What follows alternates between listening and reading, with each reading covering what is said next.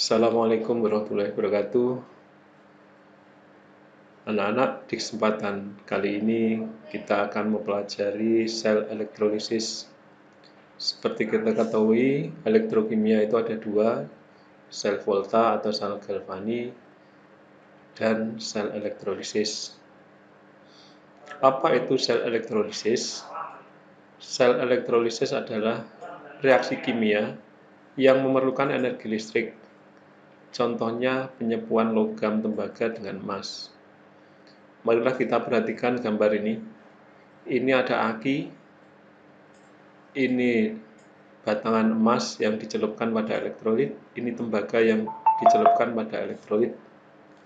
Perhatikan warnanya, emas itu warnanya seperti ini, kuning emas, tembaga ini. Nah, kemudian emas ini dirangkaikan sebuah kabel pada aki yang bermuatan yang positif. Kemudian negatif aki ini dihubungkan pada tembaga. Setelah ini terkoneksi, terhubung, di-on-kan, maka terjadi aliran listrik sehingga elektrolitnya berupa kalium sianida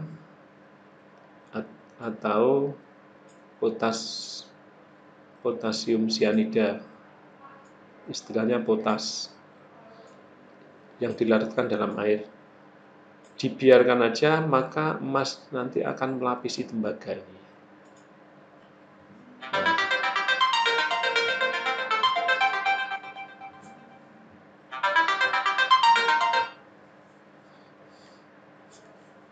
Kemudian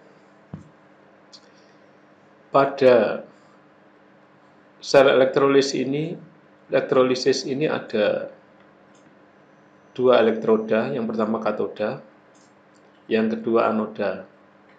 Katoda merupakan elektroda negatif, sedangkan anoda merupakan elektroda positif. Reaksi pada elektroda, katoda mengalami reaksi reduksi, anoda mengalami reaksi oksidasi. Reaksi-reaksi pada elektroda, yang pertama adalah reaksi pada katoda.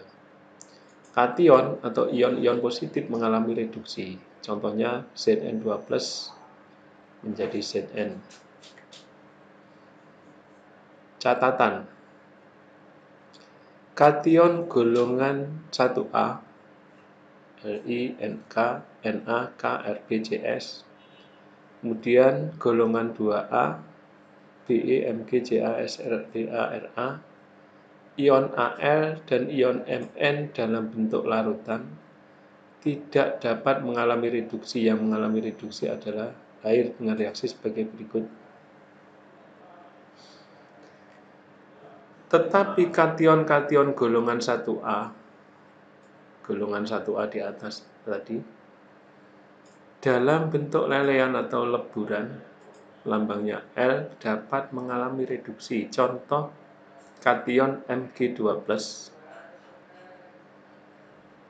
dalam bentuk lelehan, mohon maaf ini dalam bentuk lelehan,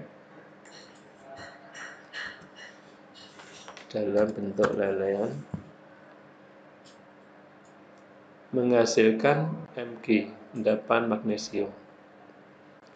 Reaksi-reaksi di anoda, logam atau anion, ion negatif mengalami oksidasi. Contoh berikut ini, Fe menjadi Fe2+, OH- menjadi H2O dan O2.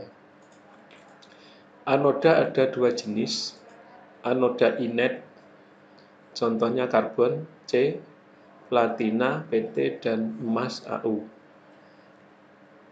Elektroda tidak dapat mengalami oksidasi, tapi yang mengalami oksidasi adalah ion negatif atau anion. Contohnya Cl- menjadi Cl2 plus 2 elektron. Catatan, anion-anion sisa asam oksi, contohnya SO4-2-, CO3-2-, NO3-2-, NO2-, tidak dapat mengalami oksidasi. Yang mengalami oksidasi adalah air dengan reaksi sebagai berikut. Anoda tidak inet. Jadi anoda itu ada dua, anoda inet dan anoda tidak inet. Elektroda mengalami oksidasi. Contohnya jika elektrodanya Fe, maka reaksi di anoda Fe menjadi Fe2+ plus 2 elektron. Contoh soal, tulislah reaksi elektrolisis larutan CuSO4 dengan elektroda platina. Jawab, CuSO4 larutan itu akan terurai menjadi Cu2+ ditambah SO4 2-. Reaksi di katoda. Sekarang kita perhatikan reaksi-reaksi di katoda. Kation ion positif. Jadi di sini ion positifnya adalah pada soal itu adalah Cu2+. Cu2+ itu termasuk catatan apa tidak? Sekarang yang masuk catatan itu adalah 1A, 2A, Al, dan Mn. Maka Cu2+ tidak termasuk catatan, sehingga Cu2+ itu langsung bisa mengalami reduksi dengan reaksi sebagai berikut. Reaksinya begini. Cu2+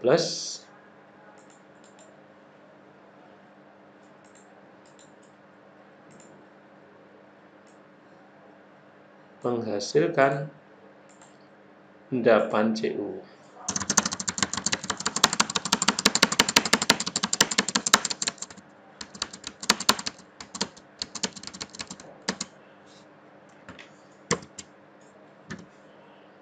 Cu dalam bentuk endapan. Di sini karena reduksi plus 2 elektron. Plus 2 elektron.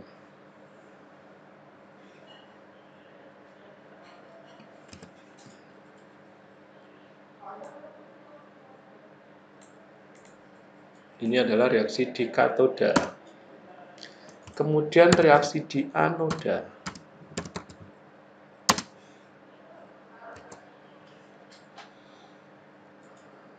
Anodanya, elektrodanya PT. Berarti ini adalah anoda inet. Kita lihat anoda inet, aturan anoda inet.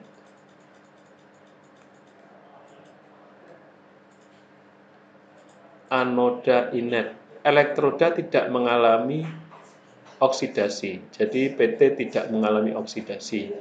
Yang mengalami oksidasi adalah anionnya. Anionnya atau ion negatifnya adalah SO4 2-.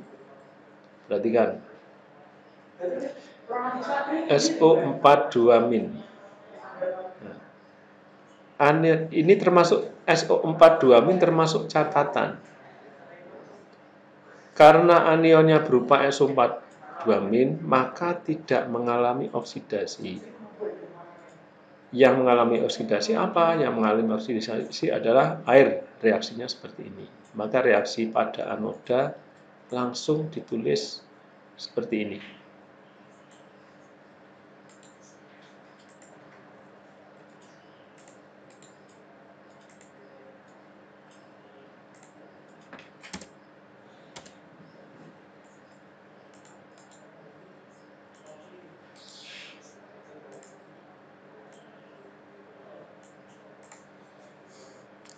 Maka terjadi